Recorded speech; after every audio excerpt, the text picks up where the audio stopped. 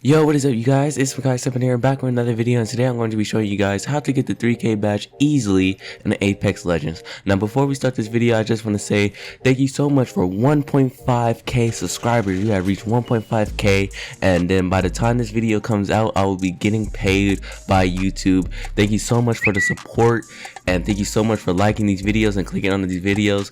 Also, I just want to say follow all my socials, Twitter, TikTok, YouTube and all that other stuff, Twitch, all this Makai Simping with 2 eyes in the Makais. And then after we done all that, we can get started with the video.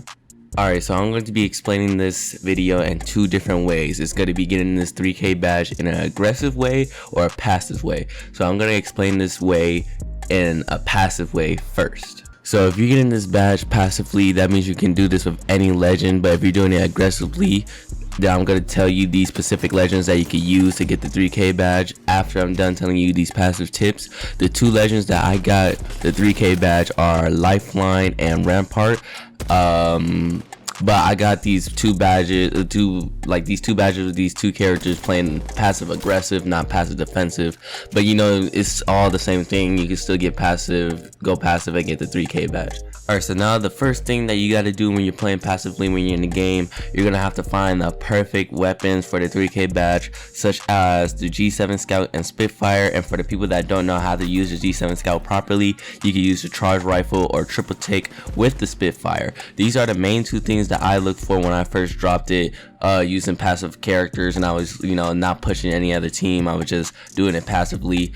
And I use the G7 Scout for mid-range and long range. It's even good at short range too if you have to push a team or a team is pushing you. So you can use the G7 Scout to easily like 4-shot them, 5-shot them. And then the Spitfire, I use that all the time because you get so many bullets. Even if you don't have a mag to go with it, you get so many bullets in the gun that you can keep spamming people from medium ranges and long ranges, and sometimes even short ranges if people are shooting you and trying to push you.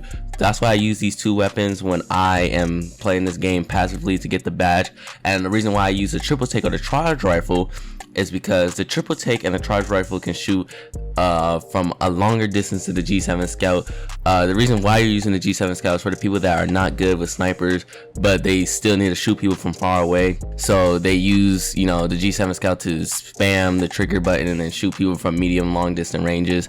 But with the charge rifle and triple take, you can go even further than G7 Scout. And since these are semi-automatic snipers, charge rifle is like close to there, but I mean you can still spam it.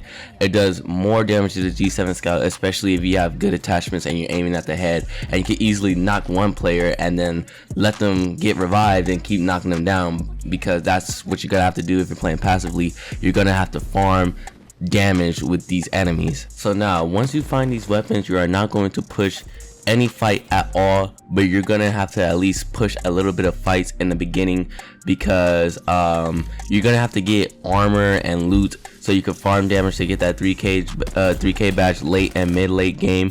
And the rest of the game, you have to farm damage. But the reason why you gotta, you know, rush some people in the beginning of the game is because you're not gonna have any loot, and by the time you don't have any loot, people's already gonna have purple and blue shield. And then if they have purple and blue shield and you're just stuck with no shield or gray shield, they're gonna easily knock you down if you're not in cover or whatever. And they're probably gonna have better weapons to use against you too. And you know, it's just gonna be a bad start if you just don't push anybody at all in the beginning.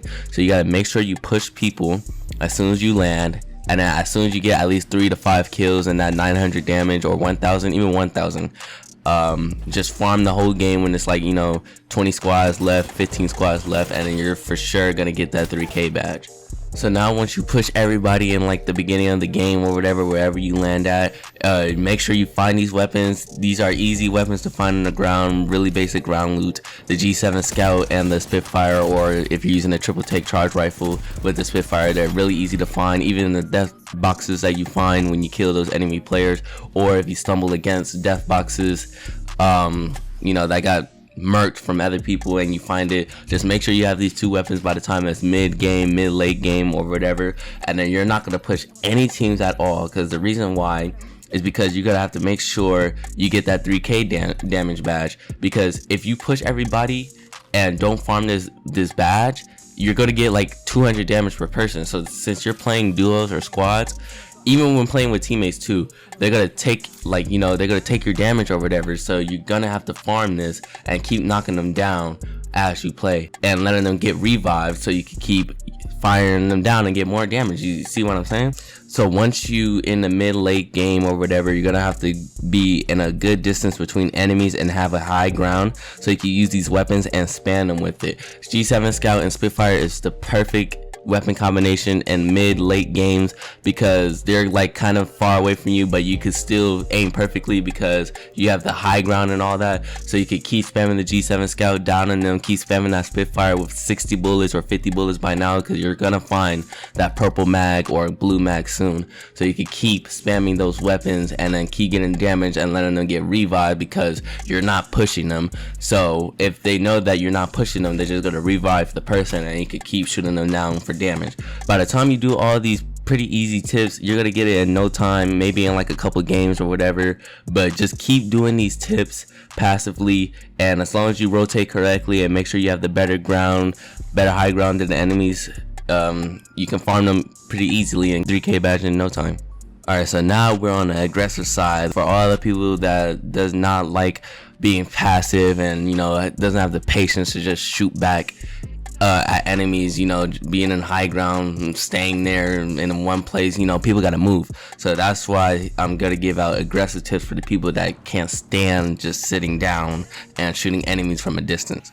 Alright, so now for the first tip, to get this 3K badge aggressively, you're gonna have to play as, you know, movable characters, legends that have some movement. You can get this badge with any character, like I said, because, you know, you can get any badge. I have the 3K badge with Lifeline. Like, that's kind of crazy that I have the 3K badge with Lifeline and Rampart. So you can get this badge with any character. But if you're just now starting out and you want to hurry up and get badges, you know, to show off to people, you're gonna have to play as movable type of characters. For example, this is what I use to try to get the 3K badge. I use Horizon, Wraith, Bloodhound, Pathfinder, Gibraltar, Bangalore, Octane, and even Loba and Watson if you want to take it over there and you're like cracked at the game. I got Watson with the 3K badge as well, and Loba I almost had 3K, but sadly I only got 2900 damage because the last enemy team decided to push me, so I just had to finish them off, and you know, but it doesn't really matter. But yeah, so these are the characters that you're gonna have to use if you're playing aggressively in the game. Alright, so now for the weapon combinations that you're gonna use, I'm gonna tell you the weapon combinations that are perfect for Kings Canyon and Olympus, because playing aggressive in Olympus and Kings Canyon is totally different. And you know, Olympus is like a spread out map and like has tall buildings, and then while Kings Canyon has short buildings, but it's just like a bigger map, but like you're still able to push people good because, you know, Kings Canyon is just that good of a map. But for Kings Canyon, you're gonna have to use the R301 / the R99 with the Mastiff. This is the only thing that you gotta use for Kings Canyon, but you could also replace the R301 or R99 with the Flatline or the Volt SMG, or sometimes even using the Spitfire. But the main things that you're gonna have to use is the R301, R99, and the Flatline with the Mastiff. For Olympus, you're only going to use the R301, Flatline, or the Volt. You cannot, or sometimes the Spitfire, but you cannot use any type of SMG like the R99, because for example, people is going to be at like high hills, high towers, high buildings, and you're not going to be able to shoot them correctly because you're using the R99, which is a hip fire mostly type of gun or a close range gun. So do not use the R99. Only use the R99 if you're pushing people from the start of the game, but when it's like late game, you're gonna have to use a long range weapon. Another tip that I forgot to add in the passive, you're gonna have to also do this if you're playing aggressive, is that you're gonna have to put it on no fill teammates. No fill teammates, it's just way better to play solo, because if you're playing with teammates and they're following you around, they're gonna take your kills, they're gonna take your damage, and you're not gonna get the 3K damage at all because your teammates are taking your kills. And when they're taking your kills, like, you know, it's gonna be frustrating on you because you're playing with teammates. Like, it's all right to play with teammates because maybe they suck and you can carry them and kill the whole squad by yourself and use them as, you know,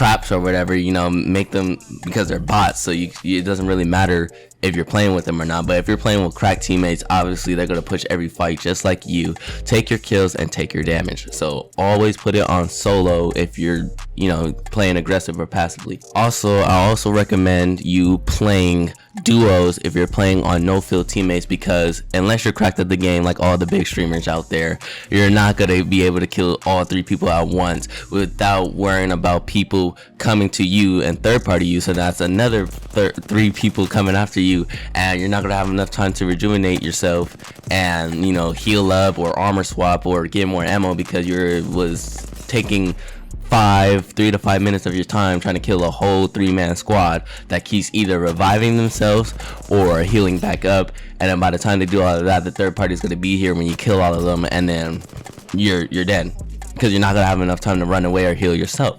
So that's why you're gonna have to play this in duos. Duos is way more easier. I don't think that's the perfect grammar, but it's way easier if you play in duos solo. Also, playing duo solo, everybody always, you know, put their thing on no field when they play duos, so it's basically like solo. So if you're playing solos, you can only worry about 1 to 2 people pushing you or chasing after you or pushing them, and then is it easily 200 points damage to your thing, or you can keep farming them because you're shooting them from a distance.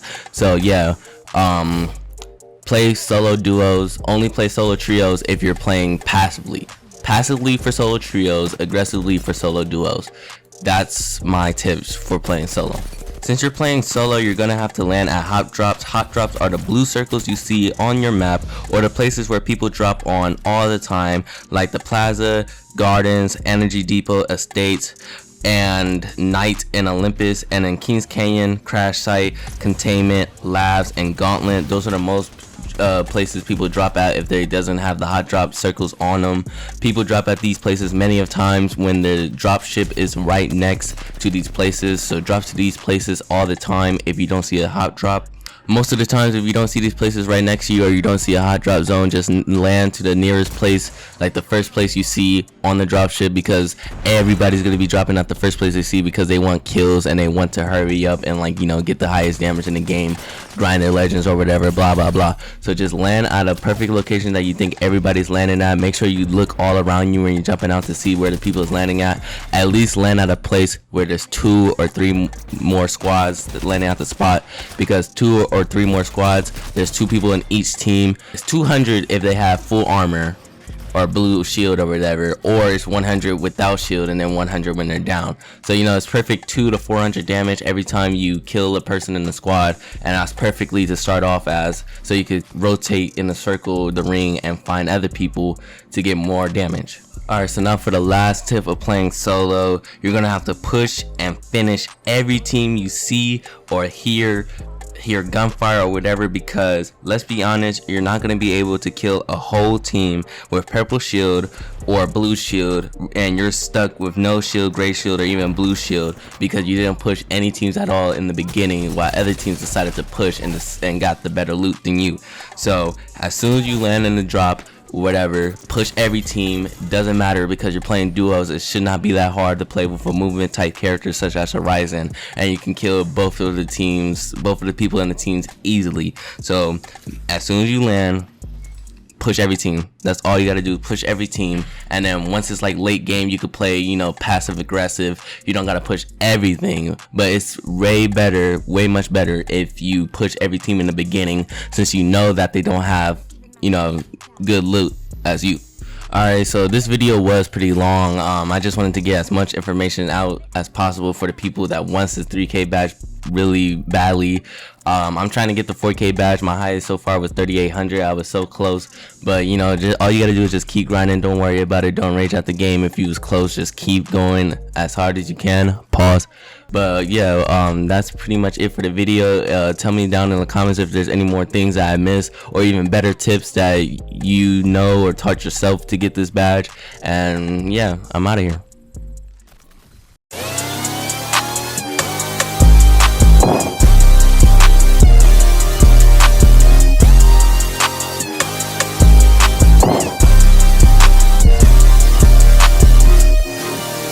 Music in the trap. perfect.